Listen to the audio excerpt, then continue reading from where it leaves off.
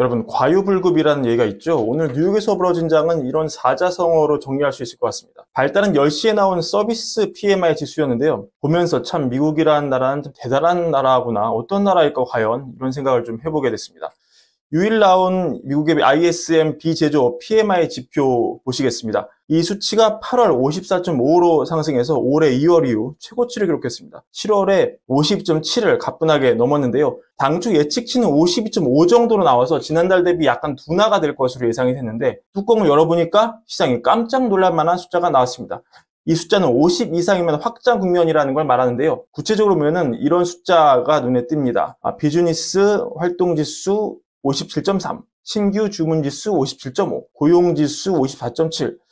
대다수 지표가 미국 경제가 굉장히 탄탄하다는 걸 보여주고 있습니다. 어떤 분들은 이렇게 생각할 수도 있으시겠습니다. 아니, 제조업 지수가 중요하지 비제조업 서비스 분야가 그렇게 중요한가? 근데 이게 미국은 좀 다릅니다. 왜냐면 미국은 제조업의 나라가 아니기 때문이죠. 미국은 서비스 분야가 경제의 3분의 2 이상을 차지하고, 일자리의 경우에 서비스 분야가 80%를 넘게 차지합니다. 제조업 분야 일자리는 10% 정도밖에 안 됩니다. 그러니까 한국을 대표하는 경제 지표가 수출 데이터라면, 선행지수 중에서요, 미국은 바로 이 데이터 ISM 비제조업 PMI가 이 대표 선행지수 역할을 한다고 볼 수 있습니다. 그런데 여기서 굉장한 숫자가 나온 것이죠. 미국 경제가 좋아도 너무 좋다는 겁니다. 그것도 과거에 좋은 게 아니라 앞으로가 더 좋다는 겁니다. 선행지표라고 제가 강조를 드리는데요. 그게 문제라면 문제입니다. 좋은데 너무 좋아서 문제인 거죠. 우리가 지금 고용시장을 어떻게 보고 있습니까? 배드 이즈 굿으로 보고 있죠. 왜냐? 고용이 나쁘면 연준이 통화정책을 완화적으로 쓸 것 같고, 그러면 금리가 내릴 것 같고, 이런 기대감이 시장에 반영되면서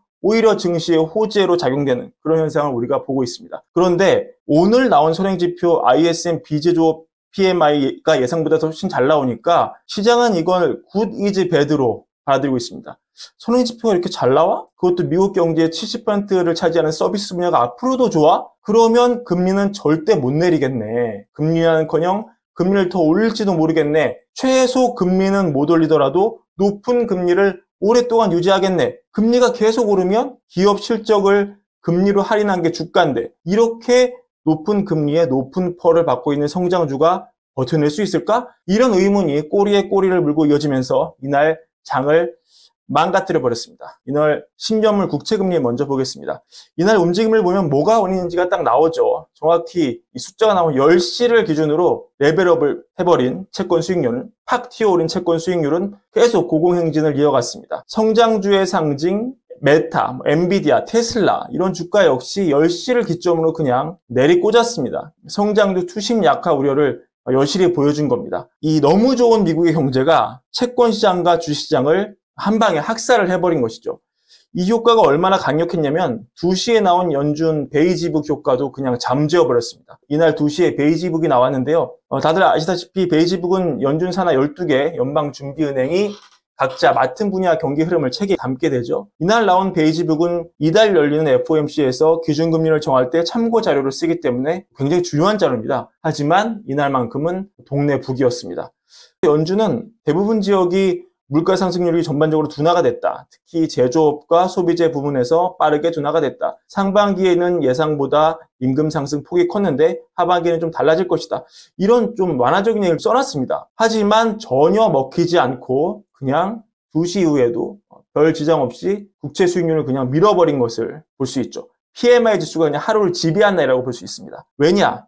이유는 두 가지입니다. 첫째, 이날 베이지북은 이달 열리는 FOMC 참고자료로 분명 쓰이는 건 맞습니다. 근데 이달 시장이 금리를 어떻게 예측을 하고 있습니까, 여러분? 이미 90%가 넘게 동결을 예상을 하고 있어요. 이미 끝난 얘기라는 겁니다. 시장이 이달 금리 결정에는 관심이 없습니다. 이미 정해진 시나리오라고 생각을 하니까요. 두 번째, 베이지북은 7, 8월에 벌어진 일을 담고 있습니다. 연준의 예측이 담겨있긴 하지만 기초는 7, 8월에 벌어진 과거의 얘기입니다. 근데 ISM의 비제조업 PMI 지수는 미래를 예견한 선행지표거든요. 당연히 투자자 입장에서는 미래 가격을 프라이싱할 때 과거 지표보다는 미래를 전망하는 지표에 훨씬 무게를 둡니다. 그래서 이날 베이지북은 아무 효력도 없었습니다. 그런 시장의 예측이 이날 페드와치에 집약되어 담겨 있습니다.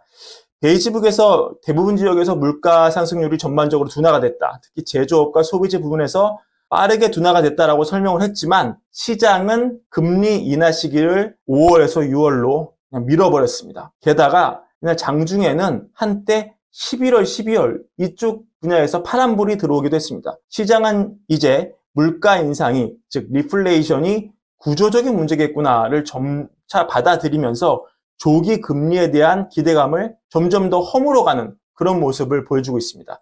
미국이 오늘 보여준 놀라운 선행 지표는 중국과 유럽이 침체를 겪고 있는 가운데 나온 거라 더 대단하게 느껴지는데요. 미국이 언제까지 이런 성장세를 유지할 수 있을지, 초과 저축이 급속히 소진이 되고 또 학자금 대출 상한이 시작되면서 가처분 소득이 줄어들 우려가 나오는 가운데 이런 트렌드를 계속 유지할 수 있을지 꾸준히 관심 있게 지켜봐야 할 대목인데요. 앞으로 영상을 통해서 여러분과 꾸준히 소통하면서 함께 전망해 보도록 하겠습니다. 오늘 준비한 브랜비의 영상은 여기까지입니다. 월가월부 구독과 좋아요, 월가월부 사랑 부탁드립니다. 감사합니다.